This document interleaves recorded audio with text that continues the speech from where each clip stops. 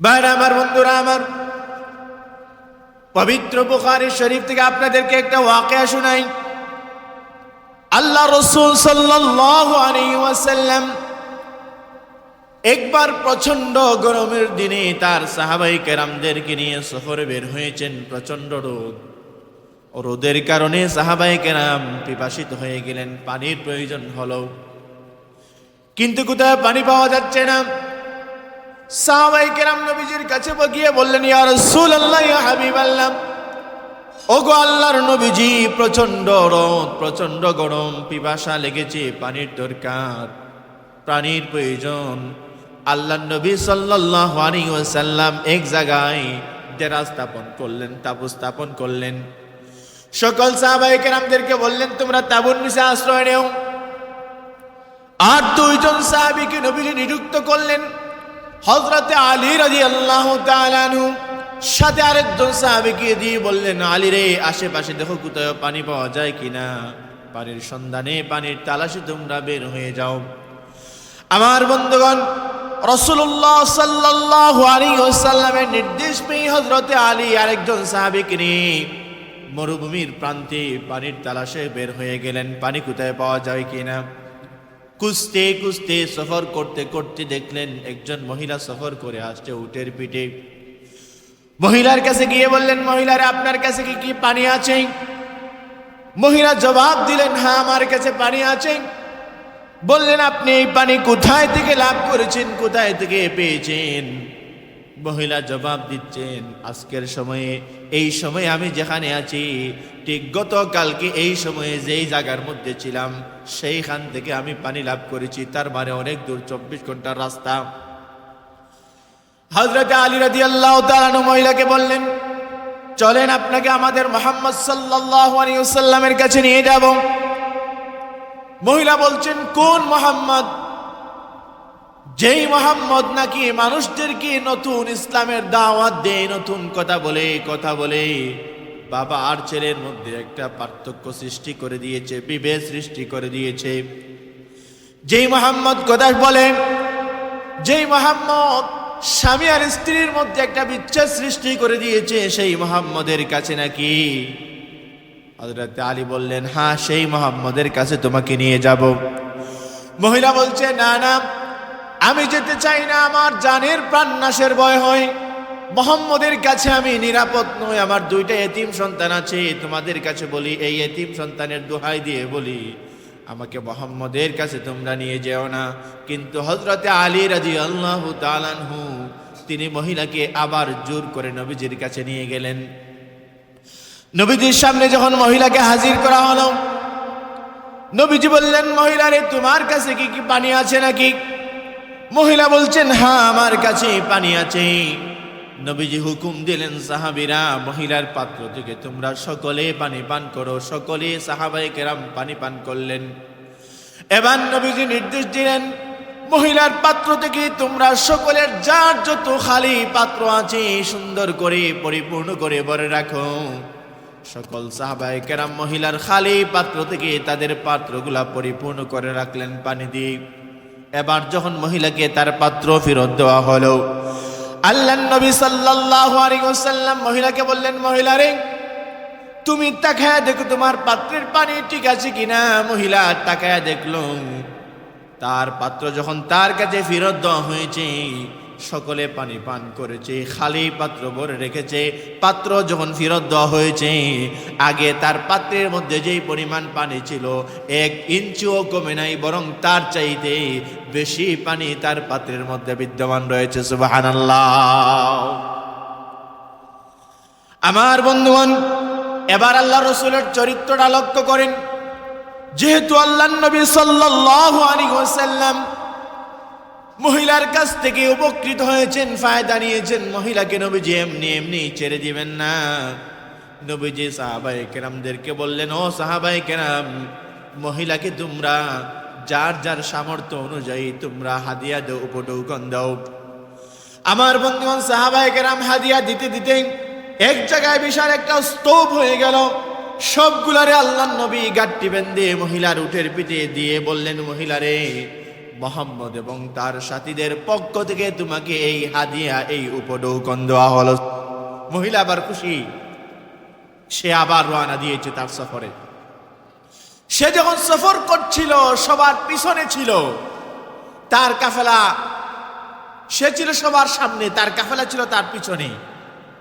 মাঝখানে নবীজির কাছে আসার কারণে একটা সময় একটা ফাঁক হয়ে গেছে, পিছনের লোক যারা ছিল তারা অগ্রগামী হয়ে গেছে আর মহিলা পিছে পড়ে গেছে। এখন যখন পথ ধরেছে, যেতে যেতে কাফেলার সাথে দেখা, কাফেলার লোকেরা বলছে, কি ব্যাপার, তুমি না আমাদের অনেক আগে ছিলে, তো পিছনে পড়লে কেমনে? মহিলা বলছে, আহা, তোমরা কি জানো আমার সাথে কত কিছু হয়েছে, কত ঘটনা আমার সাথে ঘটে গেছে, কত আশ্চর্যজনক ঘটনা আমার সাথে ঘটেছে। বলে কি হয়েছে? বলে আমার কাছে দুইজন লোক আসলো, এসে বলছে আমাকে মুহাম্মদের কাছে নিয়ে যাবে। আমি তাদের কাছে যেতে চাইলাম না, আমার দুইজন এতিম সন্তানের দোহাই দিলাম, তারপরও তারা মানলো না, আমাকে নিয়ে গেল মুহাম্মদের কাছে। আশ্চর্যের ব্যাপার হলো, মুহাম্মদের কাছে যাওয়ার পরে মুহাম্মদ আমাকে বললেন, তোমার কাছে পানি আছে নাকি? আমি বললাম, হ্যাঁ, আমার কাছে পানি আছে। মুহাম্মদ হুকুম করলেন তার সাথীদেরকে আমার পাত্র থেকে পানি পান করার জন্য এবং তার খালি পাত্র তাদের সকলের ভরে রাখার জন্যে, এবং তাই করা হলো। আমার পাত্র থেকে সকলে পানি পান করলো এবং খালি পাত্রগুলা ভরে রাখলো। আশ্চর্যের ব্যাপার হলো, যখন আমাকে আমার পাত্র ফেরত দেওয়া হয়েছে, আমি দেখেছি আমার পাত্রে আগে যেই পরিমাণ পানি বিদ্যমান ছিল, 1 ইঞ্চি পানি কম নাই, বরং তার চাইতে বেশি পানি আমার পাত্রের মধ্যে এখনো বিদ্যমান রয়েছে। এরপরে আরো বড় আশ্চর্যের ঘটনা হচ্ছে, আমি যখন চলে আসবো, মুহাম্মদ তার সাথীদেরকে বলল, এই মহিলাকে তোমরা হাদিয়া দাও। হাদিয়া দিতে দিতে বিশাল একটা স্তূপ হয়ে গেল, গাঁটটি বেঁধে দেখো আমাকে দিয়েছে সকলের জন্য। মহিলা তার কাফেলার লোকদেরকে বলতে, শোনো, এই যে তোমার একটা আশ্চর্যজনক ঘটে গেল, একটা ঘটনা ঘটে গেল, আমার মনে হচ্ছে মুহাম্মদ হয়তো বড় কোনো জাদুগীর হবেন উনি, নতুবা তিনি কোনো সত্যিকারের নবী হবেন, পয়গাম্বর হবেন। সত্যিকারের নবী যদি তিনি না হন, কখনো এমন আশ্চর্যজনক ঘটনা তার পক্ষে ঘটানো সম্ভব নয়। মহিলা তার কাফেলার সবাইকে নিয়ে রাসূলুল্লাহর খেদমতে চলে গেল, গিয়ে বলছে, ইয়া রাসূলুল্লাহ, ইয়া হাবিবাল্লাহ, আমরা প্রত্যেকে সাক্ষ্য দিচ্ছি আপনি আল্লাহর রাসূল, আপনি আল্লাহর নবী, সত্য নবী, কোনো সন্দেহ নাই। আমরা আর দেরি করতে চাই না, আমাদেরকে কালিমা পড়ে মুসলমান বানিয়ে দিন। নবীজি বললেন, পড়ো তাহলে লা ইলাহা ইল্লাল্লাহু মুহাম্মাদুর রাসূলুল্লাহ। রাসূলুল্লাহর চরিত্র দেখে সারা কাফেলার লোক, মহিলা সহ কালিমা পড়ে মুসলমান হয়ে গেছে। সুবহানাল্লাহ, এটা হচ্ছে রাসূলুল্লাহর চরিত্র। এই জন্য আল্লাহ বলছেন, ওয়া ইন্নাকা লা আলা খুলুকিন আযীম, মহা উন্নত চরিত্র দিয়ে দুনিয়াতে আল্লাহর নবী, আল্লাহ পাক নবীকে আল্লাহ দুনিয়াতে পাঠিয়েছেন উন্নত চরিত্র দিয়ে, মহা চরিত্র দিয়ে।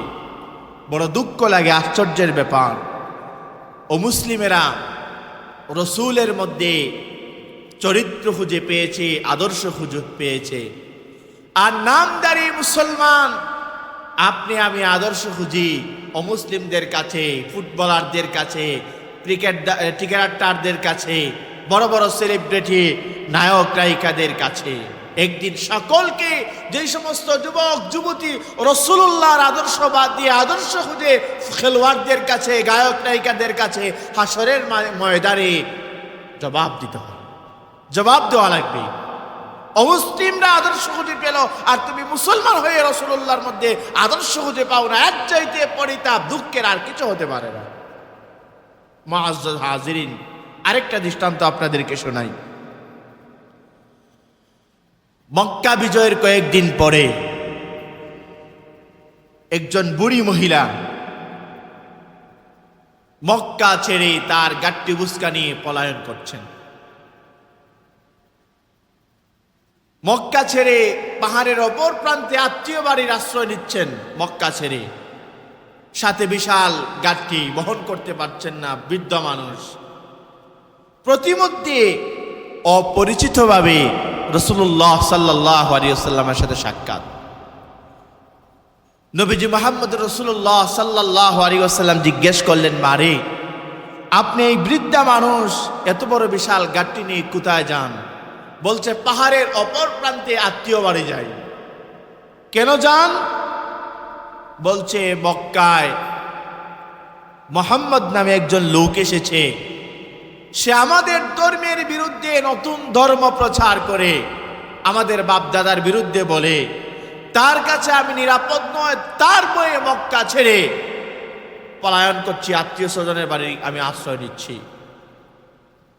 নবীজি সাল্লাল্লাহু আলাইহি ওয়াসাল্লাম বললেন, মা আপনি তো অনেক বৃদ্ধা মানুষ, এই বিশাল গাড়িটি বোঝা আপনি বহন করতে পারবেন না, বোঝাটা আমার কাঁধে তুলে দিন, আমি আপনাকে আত্মীয় বাড়ি পর্যন্ত পৌঁছে দেব। সুবহানাল্লাহ। বাইরে আমার বন্ধুরা আমার, আল্লাহর নবী সাল্লাল্লাহু আলাইহি ওয়াসাল্লাম মহিলার এই বুড়ি মহিলার বিশাল বোঝাকে নিজের কাঁধে বহন করে ফেললেন, কাঁধে নিয়ে ফেললেন। বহন করে করে মহিলাকে নিয়ে মক্কা থেকে বিশাল পাহাড়ের দূরে, পাহাড়ের অপর প্রান্তে আত্মীয় স্বজনদের বাড়ি পর্যন্ত নিরাপত্তার সাথে পৌঁছে দিয়ে বললেন, মারে এই আপনার আত্মীয় বাড়ি পর্যন্ত চলে এসেছি, আপনার গাড়িটি বুঝকা আপনি বুঝে নেন, আপনি থাকেন আমি চললাম। মহিলা ডেকে ডেকে বলছেন, বাবা কে তুমি? যাওয়ার সময় তোমার পরিচয়টা একটু আমাকে বলে যাও। এত ভালো একজন মানুষ, কোনো পারিশ্রমিক ছাড়া, কোনো বিনিময় ছাড়া বিশাল গাড়িটি তুমি গ্রহণ করে আনলে, একজন বৃদ্ধা মানুষকে, অপরিচিত একজন মানুষকে তুমি নিরাপদে আত্মীয় বাড়ি পর্যন্ত পৌঁছে দিলে, তোমার পরিচয়টা একটু আমাকে বলে যাও। নবী মুহাম্মদুর রাসূলুল্লাহ সাল্লাল্লাহু আলাইহি ওয়াসাল্লাম বলছেন, মারে আপনি যেই মুহাম্মদের বই মক্কা ছেড়ে পলায়ন করে আত্মীয় বাড়ি আশ্রয় নিচ্ছেন, আমি সেই মুহাম্মদ। আমি নতুন ধর্মের কথা বলি, আমি ইসলামের কথা বলি, আমি কোরআনের কথা বলি।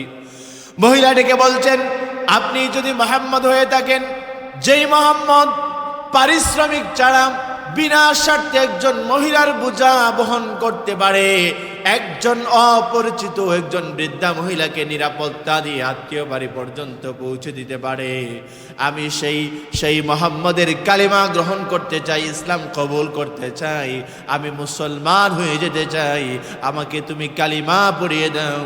নবীজি বললেন, পড়ো তাহলে লা ইলাহা ইল্লাল্লাহু মুহাম্মাদুর রাসূলুল্লাহ।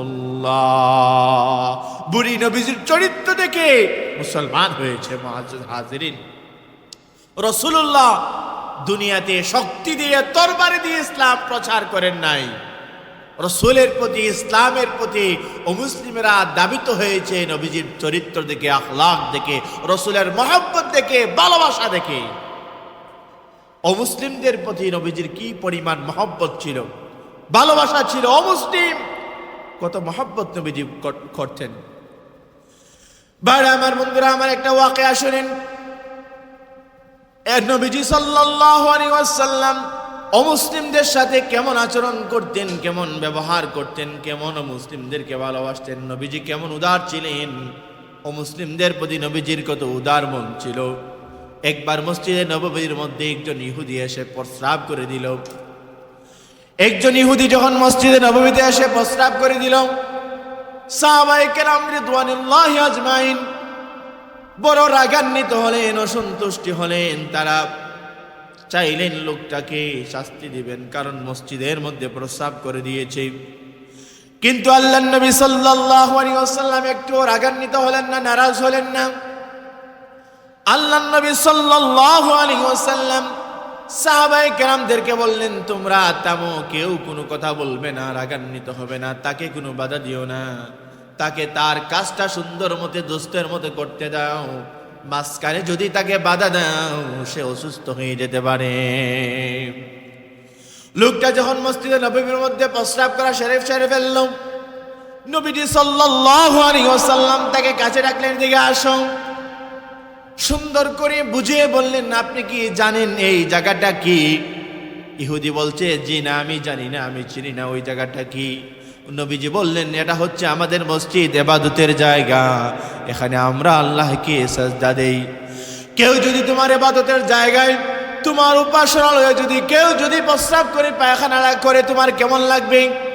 নিশ্চয়ই তোমার খারাপ লাগবে। শোনো, খবরদার, ভবিষ্যতে এমন কাজ করতে যাবা না।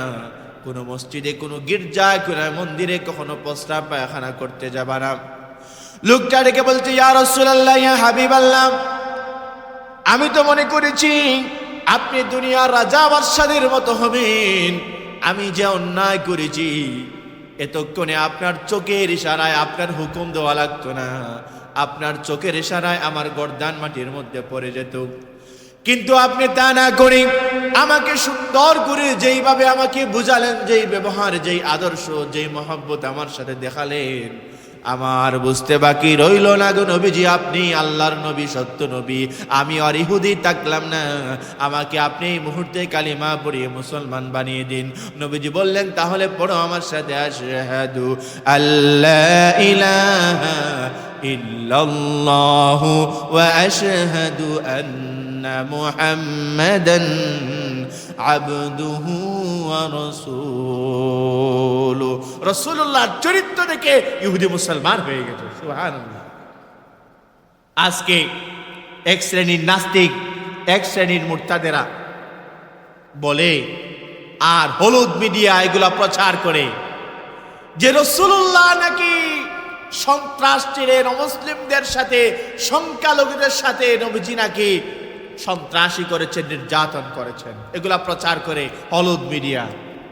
রাসূলুল্লাহ যদি সন্ত্রাস হতেন, মক্কা বিজয়ের পরে পৃথিবীতে সংখ্যালঘুর যত ধর্ম আছে, ইসলাম ধর্ম ছাড়া কোনো ধর্ম পৃথিবীতে থাকতো না। অন্যান্য ধর্ম পৃথিবীতে আজও আছে, তারা তাদের কাজ করছে, চলছে। হিন্দু ধর্ম, বৌদ্ধ ধর্ম, খ্রিস্টান ধর্ম। এতে প্রমাণ হয় রাসূলুল্লাহ সন্ত্রাস নয়। যারা রাসূলুল্লাহকে সন্ত্রাস বলে তারাই বড় সন্ত্রাস, তারাই বড় সন্ত্রাস। ইহুদি খ্রিস্টানরা এইগুলা বলে আর কিছু হলুদ মিডিয়া এইগুলাকে প্রচার করে। যে বলে, অনেকে বলে বাংলাদেশে কিছু নাস্তিক আছে, শাহরিয়ার কবির যারা, এই নিঝুম মজুমদার যারা, তারা এগুলা বাংলাদেশে বলে, ইহুদি খ্রিস্টানদের কাছে গিয়ে দাবি পেশ করে, বিচার দিয়ে বাংলাদেশের সংখ্যালঘুরা অনেক নির্যাতিত হয়ে আছে। আপনারা জানেন, কয়েকদিন আগে আমার দেশে পূজা হয়েছে। পূজা মণ্ডপে এদেশের উলামায়ে কেরাম, ছাত্র সমাজ, এদেশের তৌহিদি জনতা সারা রাত মন্দির পাহারা করেছেন, পূজা মণ্ডপ পাহারা করেছেন, যাতে কোনো মুসলমান কেউ যেন তাদের উপাসনালয়ে সন্ত্রাসী কর্মকাণ্ড না করতে পারে, হামলা না করতে পারে। তারা যেন নিরাপত্তায়, নিরাপদে, নিশ্চিতে তাদের ইবাদত করতে পারে। সারা রাত মুসলমান পাহারা দিয়েছে। এতে প্রমাণ হয় বাংলাদেশে সংখ্যালঘুরা নির্যাতিত নয়, বরং বাংলাদেশের নামে গিয়ে বহির্বিশ্বে যারা বদনাম করে তারা হচ্ছে ইসলামের শত্রু, এই দেশের শত্রু, মুসলমানের শত্রু, ইহুদি খ্রিস্টানদের পা চাটা গোলাম। মুআজ্জাজ হাজিরিন, বলছিলাম যে এই কথা, রাসূলুল্লাহ সাল্লাল্লাহু আলাইহি ওয়াসাল্লাম ও মুসলিমদের সাথে কি আচরণ করেছেন, কি ব্যবহার করেছেন। ও মুসলিমেরা রাসূলের আদর্শ আখলাক দেখে কালিমা পড়ে মুসলমান হয়েছে। শুধু মুসলিমদের সাথে নবীজি সুন্দর আচরণ, মহব্বত এতটুকু সীমাবদ্ধ নয়। ও মুসলিমরা যেন তাদের অধিকার পরিপূর্ণভাবে ফিরে পায়, এই জন্য নবীজি সাল্লাল্লাহু আলাইহি ওয়াসাল্লাম সুচ্চার ভূমিকা নিয়েছেন। আবু দাউদ শরীফের হাদিসে এসেছে, আল্লাহর নবী বলেন, কোন মুসলমান যদি কোনো অমুসলিমের উপর নির্যাতন করে, কোন মুসলমান যদি কোনো অমুসলিমের উপর তার অধিকার হস্তক্ষেপ করে, কোন মুসলমান যদি কোনো অমুসলিমের ধন সম্পদ লুণ্ঠন করে, নবীজি বলেছেন কিয়ামতের কঠিন ময়দানে আমি রাসূল সেই মুসলমানের বিরুদ্ধে অভিযোগ দায়ের করব, তার বিরুদ্ধে আমি রাসূল অবস্থান গ্রহণ করব। কত বড় কথা! পৃথিবীতে কোন ধর্ম আছে, কোন নেতা এমন ঘোষণা দিয়েছেন? তারপরেও নবীজিকে এক শ্রেণীর নাস্তিক মুরতাদরা বিভিন্নভাবে নবীজিকে গালিগালাজ করে। একবার নবীজি সাল্লাল্লাহু আলাইহি ওয়াসাল্লাম মজলিসে বসা সাহাবায়ে কেরামদেরকে নিয়ে, এমন সময় একজন ইহুদির লাশ নবীজির সামনে নিয়ে যাওয়া হচ্ছে। নবীজি দেখার সাথে সাথেই বসা থেকে লাফ মেরে দাঁড়িয়ে গেলেন। জনৈক সাহাবী জিজ্ঞেস করলেন, ইয়া রাসূলুল্লাহ, আপনি দাঁড়িয়ে গেলেন কেন? সেটা তো একজন ইহুদির লাশ। নবীজি বললেন, ইহুদি হোক আর যাই হোক, সে তো একজন মানুষ, তার সম্মানে আমি দাঁড়িয়েছি। সুবহানাল্লাহ। একজন ইহুদির সম্মানে, মৃত লাশের নবী যে সম্মানে নবীজি বসা থেকে দাঁড়িয়ে গেলেন। এই জন্য মুআজ্জাজ হাজিরিন, জীবনে সর্বক্ষেত্রে, সামাজিক জীবন থেকে রাষ্ট্রীয় আন্তর্জাতিক জীবন, সর্বক্ষেত্রে রাসূলুল্লাহর আদর্শের অনুকরণ অনুসরণের কোনো বিকল্প নাই। আল্লাহকে মহব্বত করতে চাইলে, আল্লাহর সন্তুষ্টি অর্জন করতে চাইলে রাসূলুল্লাহর আদর্শ গ্রহণ করতে হবে। ভাইরা আমার, বন্ধুরা আমার, পবিত্র কুরআনুল কারীম সূরা আল ইমরানে আল্লাহ রাব্বুল আলামিন 31 নম্বর আয়াতে সুন্দর করে বলছেন, কুল ইন কুনতুম তুহিব্বুনাল্লাহা ফাত্তাবিউনি ইউহিব্বুকুমুল্লাহ। যদি তোমরা আল্লাহকে ভালোবাসতে চাও, আল্লাহকে মহব্বত করতে চাও, তাহলে রাসূলুল্লাহকে অনুসরণ করো, অনুকরণ করো। রাসূলুল্লাহকে অনুকরণ করলে আল্লাহর ভালোবাসা হয়ে যাবে এবং আল্লাহ রাব্বুল আলামিন তোমাদের উপর রাজি আর খুশি হয়ে যাবেন।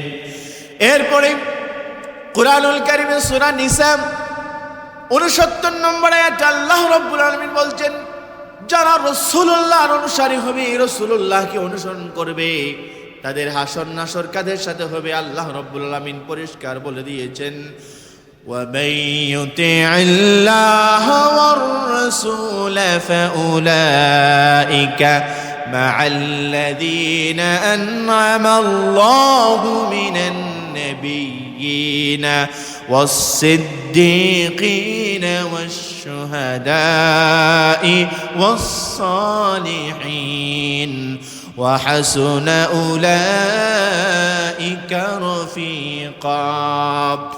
আল্লাহ রাব্বুল আলামিন বলছেন, যে ব্যক্তি আল্লাহ এবং তার রাসূলের অনুসরণ করবে, কিয়ামতের ময়দানে, হাসরের মাঠে নবিয়্যিন, সিদ্দিকিন, শুহাদা, সালেহিন, এই 4 শ্রেণীর মানুষের সাথে তার হাসর নাসর আল্লাহ রাব্বুল আলামিন করে দিবেন।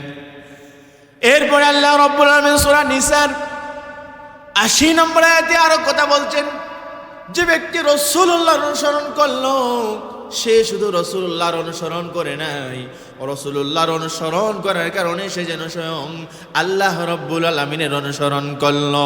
মাইয়ুতি'র রাসূল ফাকাদ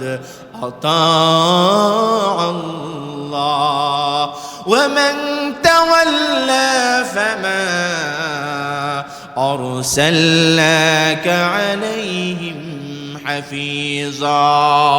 যে রাসূলুল্লাহর অনুসরণ করলো, সে রাসূলুল্লাহর অনুসরণ করে নাই, রাসূলুল্লাহর অনুসরণ সে যেন স্বয়ং আল্লাহর অনুসরণ করলো। মুআজ্জাজ হাজিরিন, এজন্য জীবনের সর্বক্ষেত্রে রাসূলুল্লাহকে অনুসরণ করতে হবে, অনুকরণ করতে হবে, রাসূলের আদর্শ নিজের জীবনে বাস্তবায়ন করতে হবে।